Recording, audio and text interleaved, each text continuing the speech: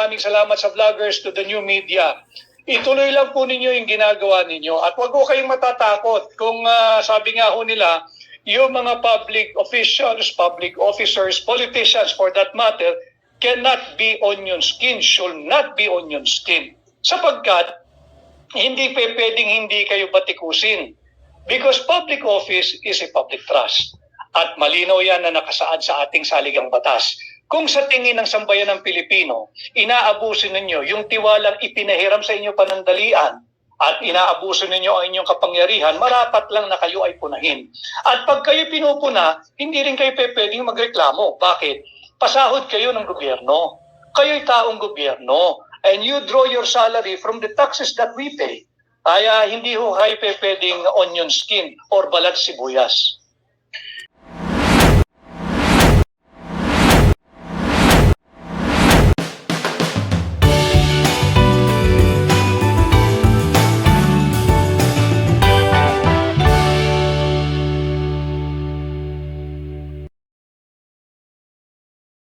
Naman na ang Kongreso, hindi po sila, unang-una, hindi sila law enforcement body. Pangalawa, hindi sila prosecution office na nasa ilalim ng Department of Justice. At higit sa lahat, pangatlo, hindi rin sila korte para mag-imbestiga nung allegedly nakakommit ng criminal act. Hindi rin sila ang nararapat na ahensya na magsasabi kung sino yung guilty or not guilty. Because again, ladies and gentlemen, yung budget po na ginagamit sa kada hearing ng Senado o ng Kongreso, pera po ninyo yun, pera po ng Pilipino yun. At it's a clear case of waste of public funds. Wala na nga tayong pera at sige tayo ng hearing, wala namang malinaw na direksyon kung ano yung in aid of legislation na angulo roon. Imagine mo, BMR at mga kababayan, they're tracing back the alleged extrajudicial killings 2016 to 2022. Anong pwede mong i-legislate doon? Ang ginagampanan nilang parte ay yung papel ng, sabihin mo na, CIDG, investigation arm ng PNP o kaya NBI, investigation arm ng Department of Justice.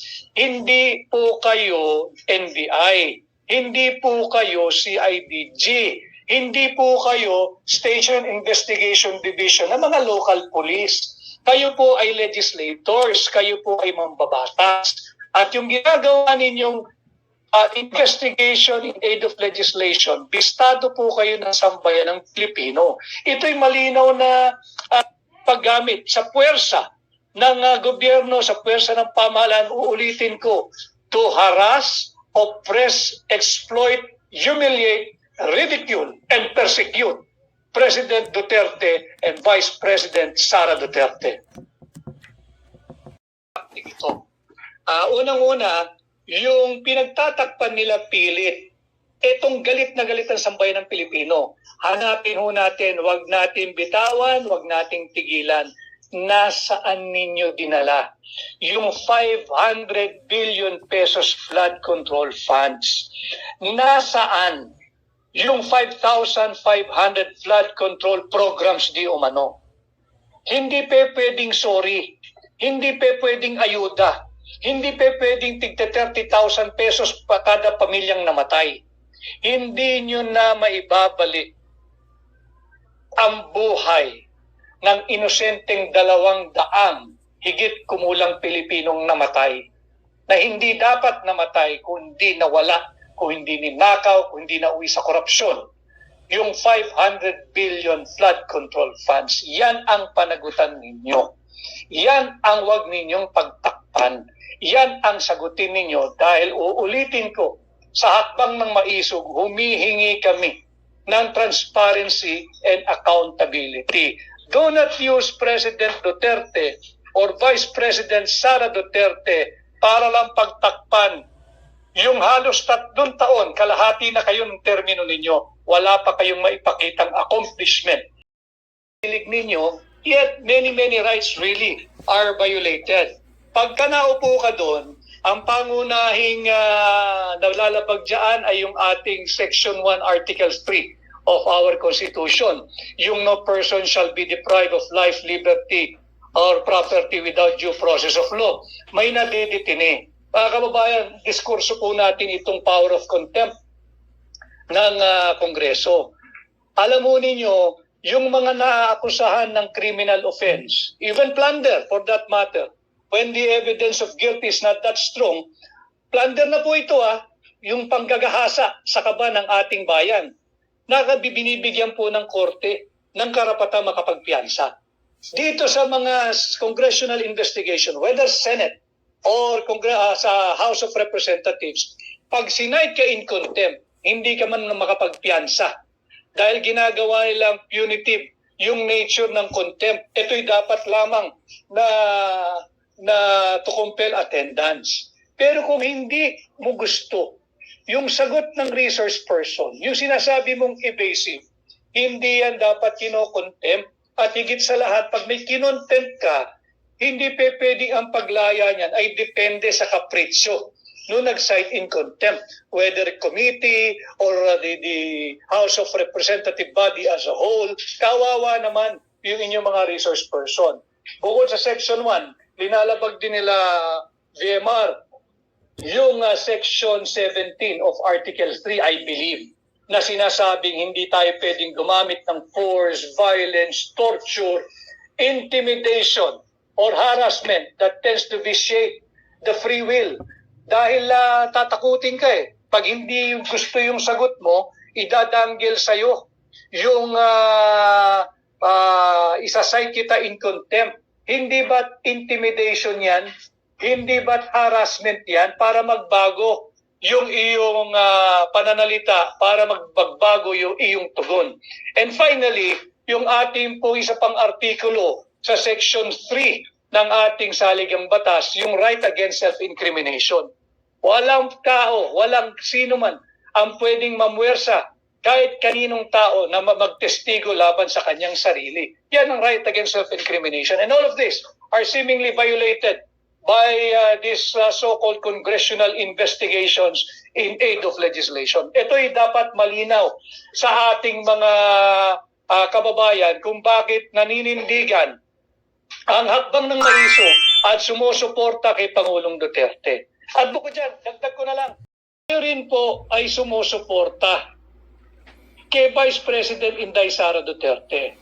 Dahil nakikita ho natin mga kababayan, nakakabahala na ang ginagawa nila. Ginagawa nila ito kay Pangulong Duterte. Ang kasunod po nito, they will move for the impeachment of Vice President Inday Sara Duterte. Huwag ho tayong pumayag. Hindi dahil kayo'y supporter ni Vice President Inday Sara Duterte. Hindi ho. Huwag tayong pumayag dahil sinasalaula nila yung klaro, legal, constitutional at malinaw na mandato ni Inday Sara para maging pangalawang Pangulo. She got 32 million votes. More than 32 million votes. At nais sila siyang tanggalin para lang palitan ng tao nila na just in case hindi makatapos yung nakaupong Pangulo ng kanyang termino o magbitiw, kanila pa rin ang poder ng pamahalaan. Wag po tayong pumayag. We should not allow them to move for the impeachment of Vice President Inday Sara Duterte. Let us protect, not just Inday, let us protect the 32 million Filipinos who voted legally, lawfully, constitutionally, and in a democratic fashion for Vice President Inday Sara Duterte to be our Vice President. Protektahan po natin yung mandato ng 32 million Filipinos. Ang pagsasalaula, pang-aapi at pangungutsang ginagawa kay Pangulong Duterte at kasunod na ang impeachment ni Vice President Inday Sara Duterte. Huwag po tayong pumayag. It's time that ordinary Filipinos assert your right. Huwag tayong pumayag na salaulain ang ating saligang batas at ang nais lang naman ng mga ito ay mapanatili ang kanilang sarili beyond their 6-year term mandate nung sila ay hinalal. Ninyo, kapag ikaw ay nahalal na bilang Pangulo ng Republika ng Pilipinas, isa ka ng ama ng bawat Pilipino. At pag ama ka ng bawat Pilipino, obligasyon mo hindi lamang pakainin ang populasyon, hindi lamang pakaingatan ang populasyon, kundi bantayan at labanan ang lahat ng bagay, aparato at krimen na sumisira at sisira dito. Ulitin ko, tanggalin mo natin mga kababayan yung pagiging ipokrito. Lahat tayo, mapa-AFP personnel ka. Yung mga ating sundalo, alam kong nakikinig kayo. Yung ating mga kapulisan, alam kong nanonood kayo. Yung ating mga security guards, hindi po ba periodically you are subjected to a drug test or drug examination? Bakit? Dahil ayaw ng pamahalaan sa adik. Dahil ayaw ng pamahalaan sa drogista. Ganon din ho ang ginawa ni Pangulong Duterte. Yung mga ama, yung mga ina, yung mga ate at kuya na nasa pamamahay po nila ngayon o nasa trabaho, hindi ho ba meron din tayong araw-araw na personal war on drugs? Sa paanong pamamaraan? Hindi po ba bago kayo kumuha ng inyong kasambahay, ng inyong hardinero, ng inyong cook o kusinero, ng inyong mga kasambahay, hindi ho ba sinisiguro ninyo na wala itong masamang NBI record? Na wala itong masamang police record? Kaya humingi ka ng NBI clearance, police clearance, hanggang barangay clearance. At hindi po ba humihingi rin kayo bukod sa resulta ng medical examination, hinihingan nyo rin ng resulta ng drug test or drug examination. Yan po ay ang pang-araw-araw nating war on drugs. Ginagawa natin yan. Pero syempre pag Pangulo ka at taong gobyerno ka, magbabago yung complexion. Bakit? You are now, as President, like President Duterte, you are now, will be running, expected to run after big-time drug lords. Armado, mapera, sindikato. Hindi maiiwasan magkakaroon talaga na engkwentro. Alam din yan ng ating mga kasundaluhan, alam din yan ng ating mga kapulisan at lahat ng ating law enforcement agencies. Dapat siguro malinaw, magdeklara. For anyone, kahit na anong komite ng Senado o ng Kongreso, na kaya nila iniimbestigahan si Pangulong Duterte dahil kahit sinong maging Pangulo, hindi dapat labanan ang paglaganap ng droga, ng illegal na droga sa Pilipinas. They have to make that open and clear and categorical declaration first before you can proceed with any hearing. Dahil hangga't hindi nyo sinasabing hindi bawal ang ipinagbabawal na droga, ano ang purpose natin in aid of legislation? Bakit natin tinutugis si Pangulong Duterte na siyang lumaban head-on, mano-mano, hand-to-hand combat dito sa mga sindikato ng droga? Okay, Atty. Vic, mayroon po tayo. Libo. Ito ay malinaw na pagpapatunay na sawang-sawa na ang mamamayang Pilipino. And I encourage all of you, don't look at President Duterte. Do not look at even Vice President Inday Sara Duterte. Tingnan po ninyo yung ating bansa. Tingnan po ninyo kung gaano na sinasalaula ang ating bansa. Mag-ingay po kayo. Tangkilikin po ninyo yung iba't ibang social media sites and platforms. Magkomento po kayo, mag-ingay po kayo, manawagan po kayo na itigil na yan, walang saysay na paglustay sa pera ninyo ng sambayan ng Pilipino sa pamamagitan ng mga in aid of legislation kanilang hearing, pero ang katotohanan ay in aid of political persecution. Tama na, 3 taon nang mahigit itong, magta-3 taon na itong administrasyong ito, walang gawin kundi pakasiraan ang pamilya Duterte. Si Pangulong Rodrigo Roa Duterte, si Vice President Inday Sara Duterte, nababanggit kahapon, pati si Congressman Pulong Duterte at si Mayor Baste Duterte. So makikita mo, target specific ang kanilang atake. Duterte lang ang kanilang tinatarget. Duterte lang ang kanilang buong gustong wasakin yung buong pamilya Duterte.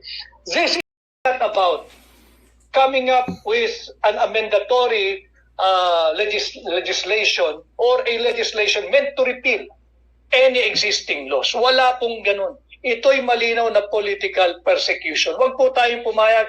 I encourage you, mag-ingay po kayo through social media sites. Parinig po ninyo yung inyong disgusto. Kung kayo'y taga Laguna, parinig ninyo. Tama na yung ginagawa ng congressman dyan. Kung ikay taga Maynila, yung distrito niya, sabihin nyo, tigil na yan. At kung saan pa kayo, kung kayo'y taga Mindanao, sabihin ninyo, hindi na tama yan. At again, public office is a public trust. Gamitin ninyo ang oras ninyo bilang mambabatas para mapabuti ang buhay ng ordinaryong Pilipino. Huwag ninyong gamitin inyong kapangyarihan para lamang makapang-api ng inyong perceived political opponent. Wala pa ang eleksyon, yung tinatarget ng amo ninyo na 2028 election, bakit ba hindi ka lumaban ng patas? Total legal, konstitusyonal at demokratiko naman ang ating mga halalan. Why can't you wait for that time when you will present yourself to the Filipino people at magpahusga ka, magpasuri ka? Tingnan natin kung tatangkilikin ka pagdating ng 2028. Pero hindi mo pwedeng isakripisyo ang buhay ng bawat Pilipino dahil lang sa iyong ambisyong maging Pangulo. Magalit po kayo, magalit po tayo. This is not the country that we want. This is not the kind of future that we want for our children. Huwag po tayong pumayag. Mag-ingay po kayo, gamitin po ninyo ang new media, itong social media. Si VMA nandyan, ang Third Floor Studio nandyan, si Joa de Viv nandyan si Maharlika, nandyan si SAS, nandyan, napakaraming platform. At mag-ingay po tayo, yung sa Cebu area, sa Visayas, nandyan si EB, napakarami ho. I-register po ninyo yung iyong disgusto at inyong galit sa ginagawang persecution ng kasalukuyang administration. Ulitin ko, wag ho nating tigilan ang paniningil. Nasaan ninyo dinala? Yung 500 billion pesos flood control funds. Ito ang tunay na issue.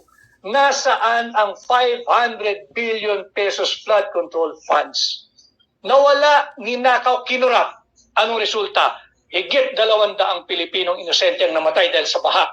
Yan ang issue. Yan ang panagutan ninyo. Okay.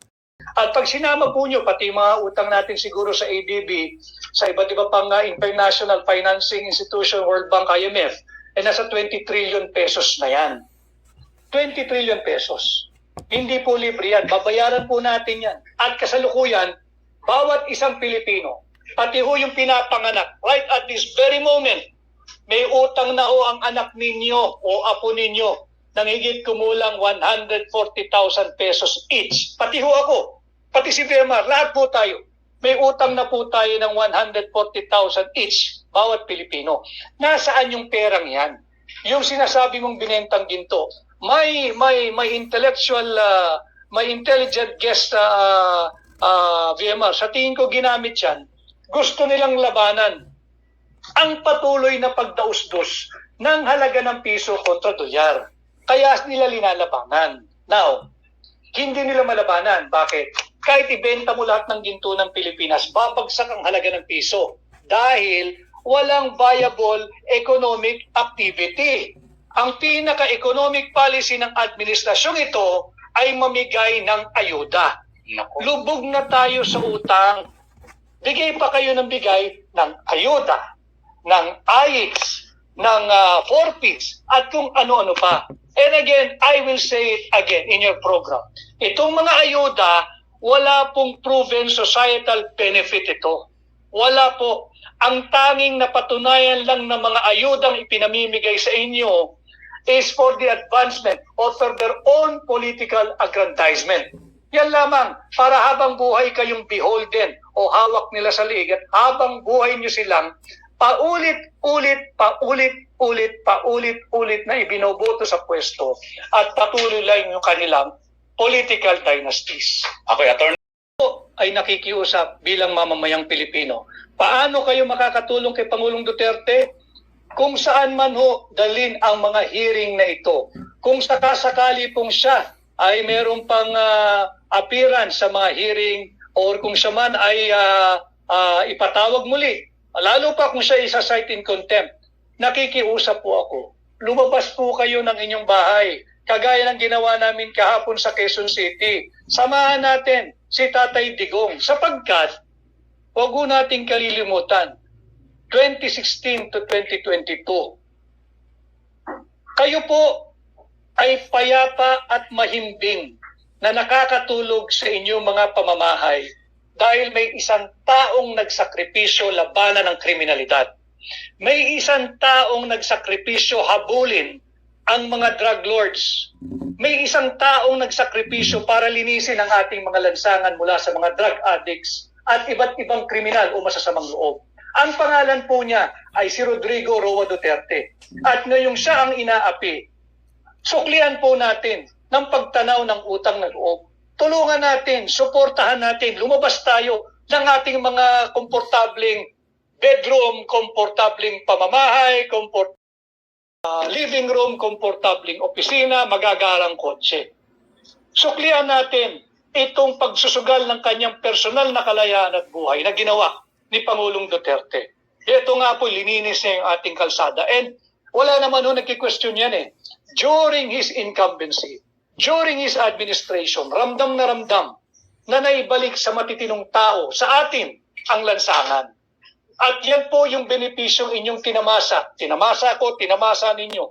Marapat lang na suklian natin. Samahan po natin si Tatay Digong. Hindi po siya kumakandidato bilang senador o mamuling pangulo. Siya kumakandidatong mayor ng Davao. But ang political persecution na nagaganap ay naririto po sa National Capital Region. Kung hindi sa Senado, sa Kongreso sa Lungsod Quezon. Samahan po natin si Tatay Digong. Yan po yung malaking bagay na may tutulong po ninyo. At siguro, mahaba-haba pa ang natitirang panahon bago matapos ang taon. Could be early next year, January or February, who knows? Ang next target ay the impeachment of Vice President Inday Sara Duterte. Tulungan din po natin si Vice President Inday Sara Duterte. Hindi dahil gusto natin siya bilang Vice President. Kung hindi, binabastos po yung mandato ng mahigit 32 milyong Filipinos na bumoto sa kanya. Sinong bumabastos? Iilang tao mabibilang mo sa daliri mo. Hindi po sila ang representasyon ng sambayan ng Pilipino. Huwag po tayong pumayag na magpatuloy itong undeclared martial law. Itong mga tyrannical, despotic leaders that we have, labanan po natin, lumabas po kayo sa inyong pamamahay, magsama-sama po tayo, ipakita po natin ang ating lakas at puwersa sa lansangan.